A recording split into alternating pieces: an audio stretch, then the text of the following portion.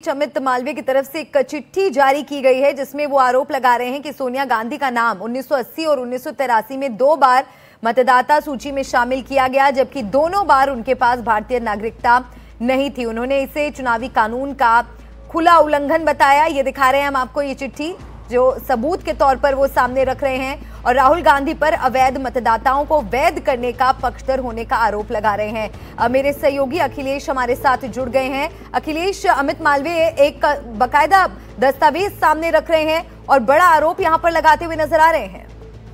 जी हाँ, तत्कालीन प्रधानमंत्री इंदिरा गांधी के निवास पर रहते थे, ये बात कही गई है। और राजीव गांधी, संजय गांधी, मेनका गांधी, इनके नाम वोटर लिस्ट में थे। इंदिरा गांधी का नाम था, लेकिन सोनिया गांधी का नाम जो है वो बाद में जोड़ा गया था, ये बात इसमें कही गई है। और जो कॉन्स्टिट्यूंसी थी उसका रिवाइज किया गया था जनवरी 1, 1980 को। और इस जो रिवीजन था, उस रिवीजन के दौरान सोनिया गांधी का नाम जोड़ा गया था। सीरियल नंबर 388 पर, पोलिंग स्टेशन 145 पर ये नाम जोड़ा गया था। तो ये बात जो है बीजेपी की ओर से कही गई है। और ये भी कहा गया कि ये जो नाम जोड़ा गया था, ये सीधे तौर पर कानून का उल्लंघन था। और इसमें ये स्पष्ट कहा गया था कि किसी भी व्यक्ति को अगर नाम जोड़ा जाना है मतदाता सूची में, तो उसका भारतीय नागरिक होना जरूरी है। लेकिन जब 1982 में इस पर विवाद हुआ, उसके बाद उनका नाम हटा दिया गया था और एक बार फिर से 1983 में उनका नाम जोड़ा गया था। तो यानी एक बार जोड़ा गया, उसके बाद जो तो फिर नाम हटाया गया और एक बार फिर से नाम जोड़ा गया। तो ये विवाद जो है अब बीजेपी ने कहा है अपनी ओर से स्पष्ट करे कांग्रेस पार्टी, और ये गंभीर आरोप लगाया है। जी, शुक्रिया आपका अखिलेश इस पूरी जानकारी के लिए। और न्यूज रूम से मेरे वरिष्ठ सहयोगी मनोरंजन भारती हमारे साथ जुड़ गए हैं, सीधा उनका रुख करेंगे इस बड़ी खबर के लिए। मनोरंजन जी, एसआईआर की लड़ाई अब सोनिया गांधी तक आ गई है।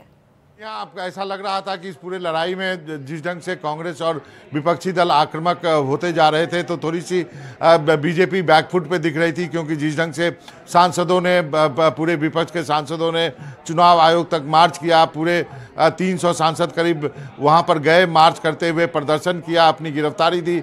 उसके बाद बीजेपी को कुछ तो पलटवार करना ही था। तो अब ये पलटवार बीजेपी ने किया है सोनिया गांधी के वोटर लिस्ट में नाम डालने को लेकर के। अभी इस पर हमको थोड़ा इंतजार करना होगा कि क्या प्रतिक्रिया कांग्रेस की तरफ से आती है, या यदि अभी तक कुछ नेताओं से मेरी बात हुई तो उन्होंने कहा कि इसमें कोई गड़बड़ी नहीं है, लेकिन हम पूरे तथ्य के साथ जो है मीडिया को बताएंगे। तो ये जो लड़ाई चल रही है एसआईआर की, एक तो अदालत में चल रही है, दूसरा जो सड़कों पे लड़ा जा रहा है, उसी का नतीजा आप देख सकते हैं कि जिस ढंग से विपक्ष का प्रदर्शन हुआ, उसके बाद अब बीजेपी ने सोनिया गांधी को ही निशाना बना करके ये पलटवार किया है। बिल्कुल मनोरंजन जी, और हम वो दस्तावेज भी दिखा रहे हैं जिससे अमित मालवीय की तरफ से एक सबूत के तौर पर पेश किया गया है कि सोनिया गांधी भारतीय नागरिक नहीं थी, तब भी वोटर लिस्ट में उनका नाम शामिल था। अब क्या लगता है आपको कि ये मुद्दा आगे कहां तक बढ़ेगा?